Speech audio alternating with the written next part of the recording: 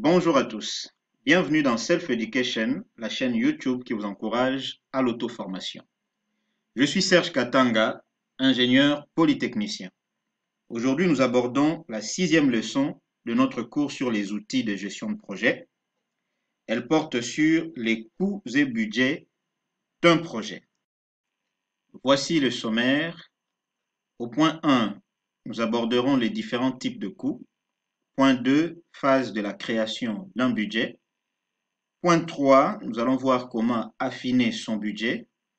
Au point 4, nous allons voir comment déterminer les coûts indirects. Au point 5, nous donnerons un exemple de présentation d'un budget. Point 6, nous parlerons de la notion de l'estimation à 3 points. Point 7, nous aborderons la notion de l'analyse de la réserve. Et au point 8, nous allons faire une petite comparaison entre la durée des activités et le coût relatif. Objectif d'apprentissage.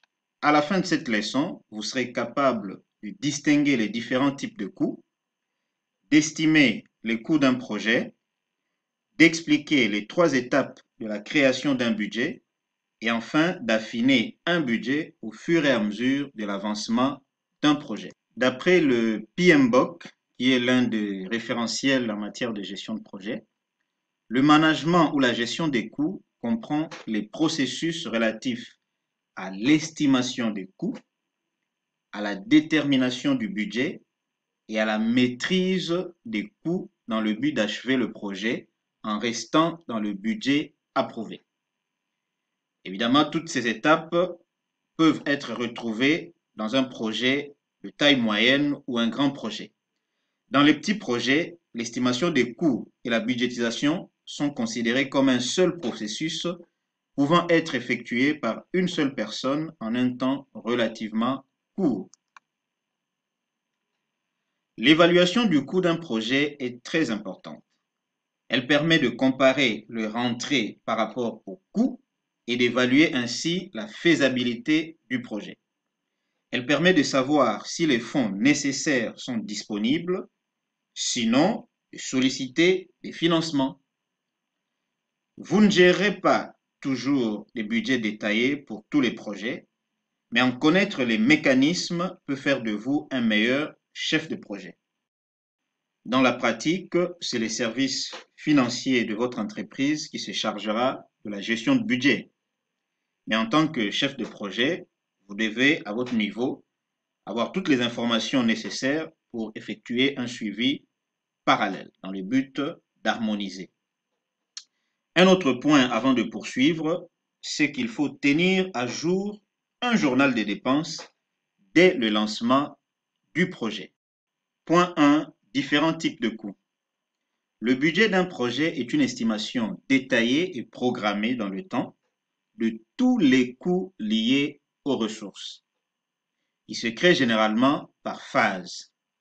La précision d'une estimation du budget d'un projet augmentera au fur et à mesure que le projet avancera dans son cycle de vie. Il comprend à la fois les coûts directs et les coûts indirects. Les coûts directs sont les coûts concernant les ressources exclusivement utilisées par votre projet. Par exemple, les salaires des membres de votre équipe de projet, qu'on appelle main-d'œuvre, les matériaux, les fournitures et les équipements utilisés pour votre projet, les frais de déplacement pour réaliser les travaux dans le cadre de votre projet, les contrats de sous-traitance concernant exclusivement votre projet. On parle de coûts directs.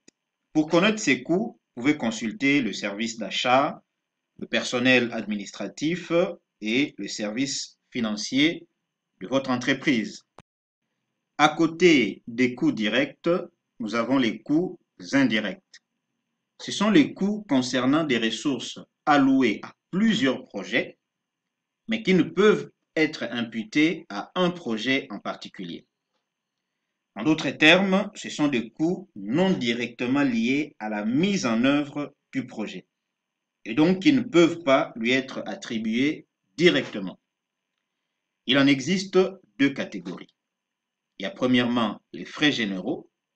Ce sont les coûts des produits et services liés à votre projet qui sont difficiles à classer et à allouer directement. Par exemple, les avantages sociaux, la location des locaux, les fournitures d'ordre général, les coûts du mobilier, des aménagements et des équipements, etc. Deuxième type de coûts indirects, ce sont les frais de gestion. Les frais de gestion sont des dépenses servant au fonctionnement de votre entreprise. Par exemple, les salaires du service juridique, du service financier et de la direction générale, les honoraires servant à des prestations comptables et juridiques. Pour réaliser votre projet, vous aurez besoin de tous ces services qui sont un petit peu des services de routine dans l'entreprise, mais dont les coûts seront imputés à votre projet. Donc, vous l'avez compris, sans votre entreprise, vous ne pourriez conduire votre projet. Les coûts indirects doivent être cumulés et équitablement répartis entre plusieurs projets, suivant une procédure de comptabilisation approuvée et documentée. Point 2. Phase de la création d'un budget. La décision de se lancer ou non dans un projet et le choix de la stratégie à appliquer doivent intervenir avant la préparation d'un budget détaillé. Car il est impossible d'avoir un budget détaillé tant que l'on n'a pas une vision claire des travaux et des ressources que nécessitera le projet. En clair, l'élaboration du budget est étroitement liée à l'élaboration du VBS, c'est-à-dire de la liste des tâches. Les trois phases de la création d'un budget sont l'estimation approximative, l'estimation détaillée et enfin la validation du budget. L'estimation approximative s'effectue durant la phase d'initialisation, au moment de la rédaction de la charte de projet, puisque ce n'est qu'au niveau de la planification que la structure de découpage du projet atteindra son véritable niveau de détail. Ce n'est qu'à ce moment-là que le budget pourra être détaillé et validé. Abordons à présent la première phase de création d'un budget, qui est la phase d'estimation approximative. Cette phase génère une estimation initiale des coûts à partir d'une vision globale des travaux. Le détail n'atteint pas les activités de dernier niveau à cause du bref délai de préparation. Une technique pour préparer le budget initial est d'utiliser des méthodes d'approximation. Par exemple, les coûts de projets similaires ou d'activités similaires réalisés dans le passé, le taux de productivité et le coût pondéré applicable. Par exemple, le nombre d'assemblages réalisables en 1 heure dans le cadre d'un projet de construction métallique ou de construction en bois. Cette estimation traduit parfois ce qu'une personne souhaite dépenser et non ce que le projet va vraiment coûter.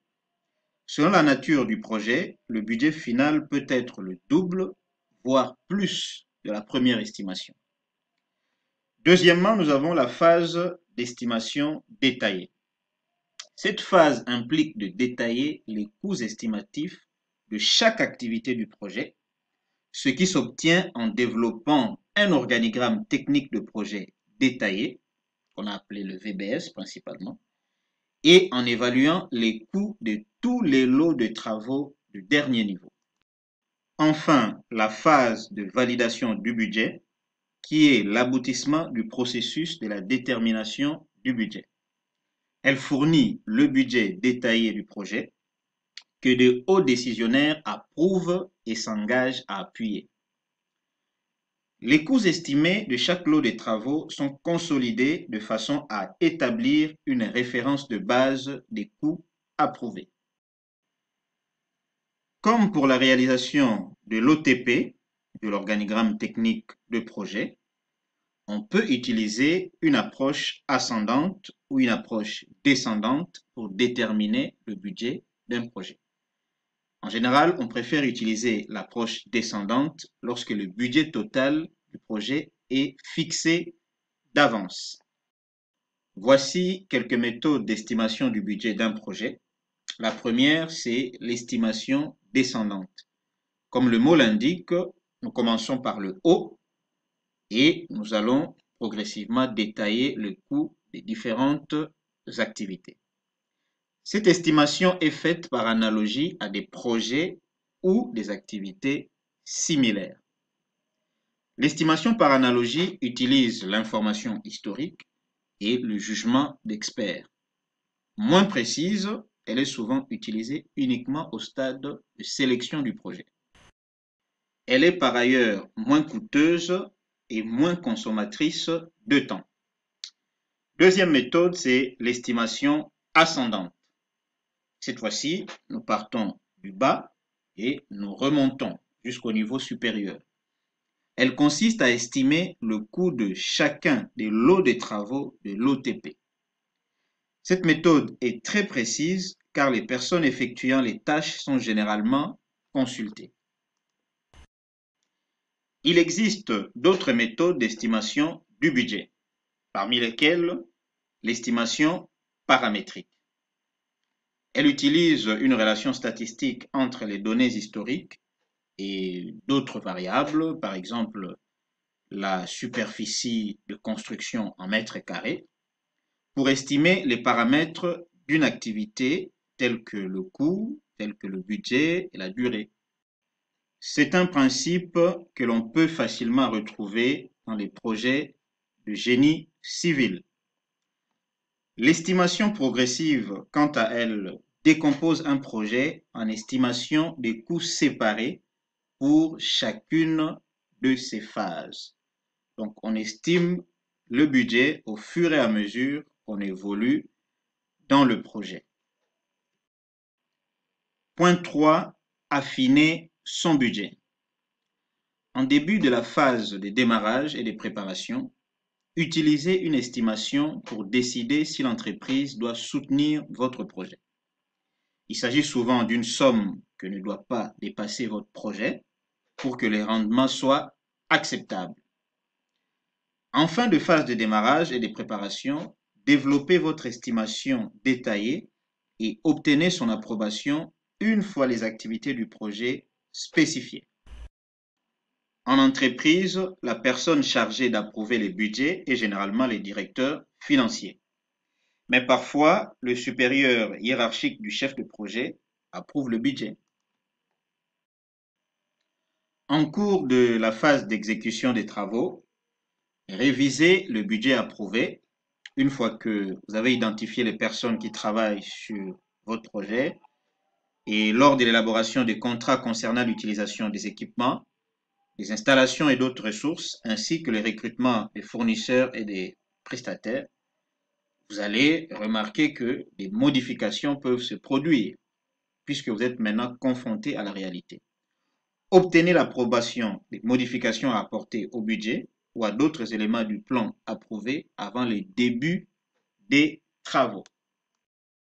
Surveillez les activités et jalons associés pendant les phases d'exécution des travaux et de clôture du projet afin de fixer les dates des révisions éventuelles.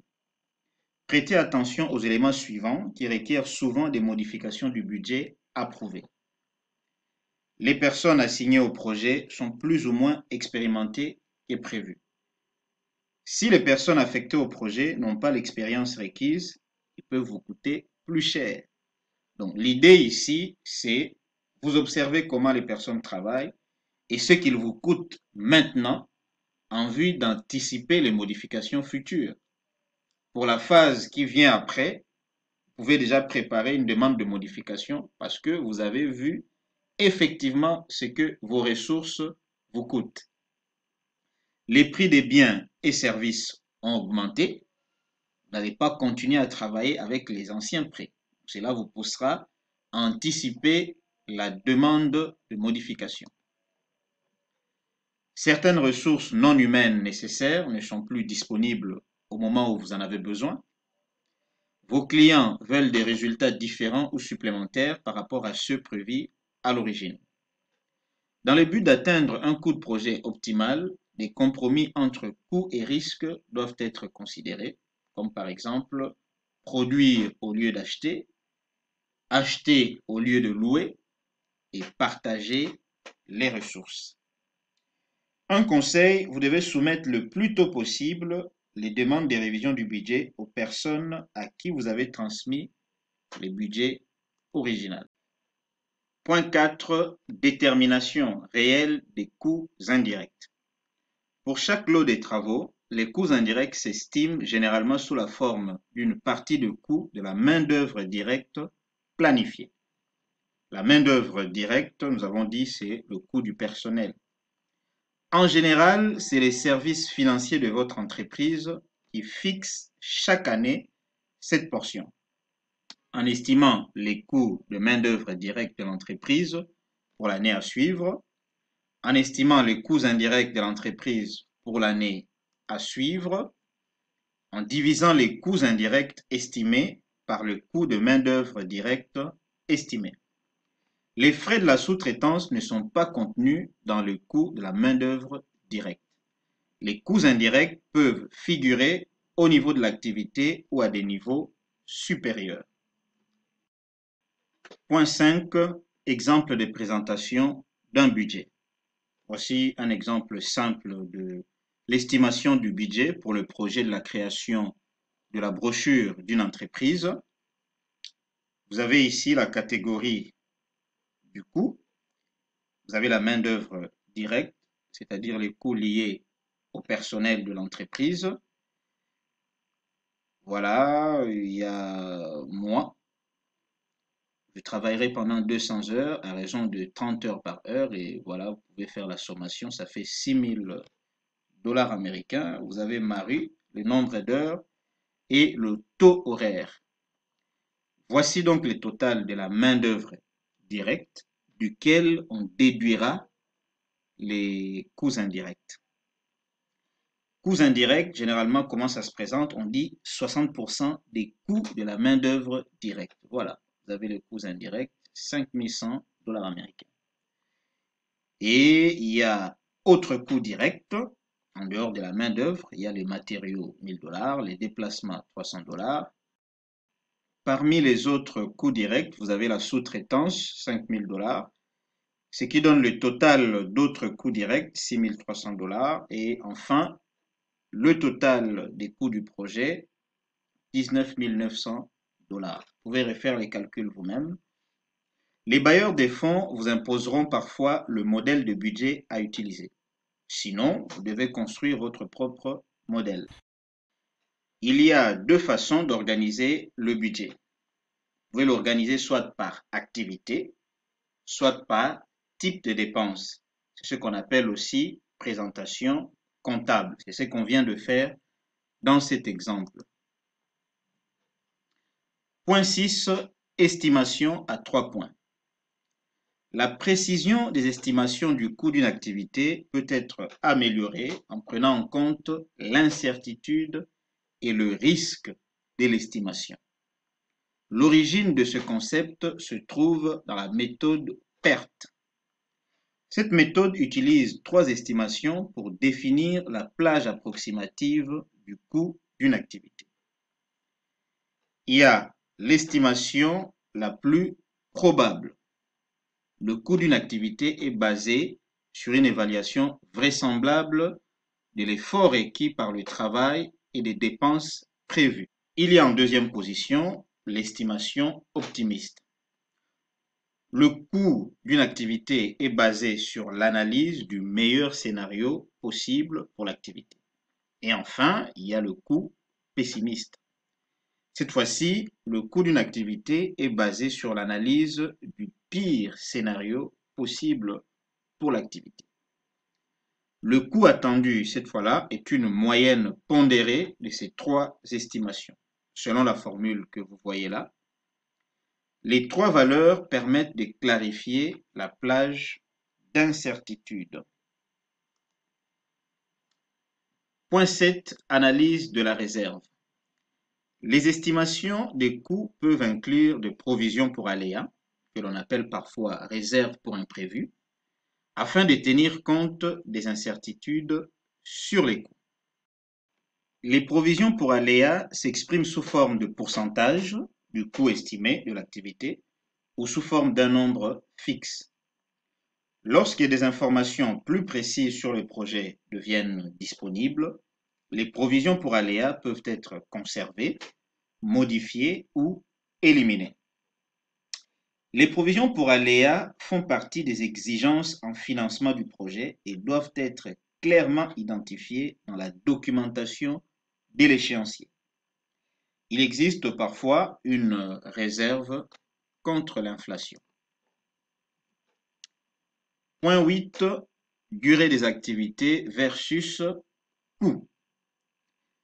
Les estimations des durées des activités ont un impact sur les estimations des coûts de tout projet pour lequel le budget comporte une allocation pour les charges financières. Les charges financières correspondent au coût des ressources d'emprunt obtenues auprès des différents créanciers bancaires et financiers. Ce sont les sommes générées par les moyens de financement, c'est-à-dire les intérêts. Donc, si votre projet prend du retard, vous comprenez que vous aurez à payer plus d'intérêts. Donc, vous devez veiller sur ça. L'impact se fera sentir sur tout projet dans lequel les ressources sont appliquées par unité de temps pour la durée de l'activité.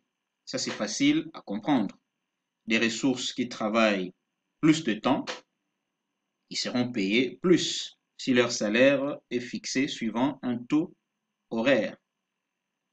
L'impact se fera sentir si tant est que ces coûts comportent des composants sensibles au temps. Alors, qu'est-ce qu'on appelle composants sensibles au temps? Il y a par exemple les négociations avec les syndicats des conventions collectives du personnel arrivées à échéance, des matériaux dont les prix sont sujets à des variations saisonnières. Il faudra veiller sur tous ces aspects. Nous sommes donc arrivés à la fin de cette 6e leçon. Si vous avez aimé la vidéo, likez et partagez-la au maximum. Et n'oubliez pas de vous abonner à notre chaîne et d'activer la cloche de notification pour ne pas rater les prochaines vidéos. C'était Serge de Self Education. Je vous donne rendez-vous à la séance prochaine.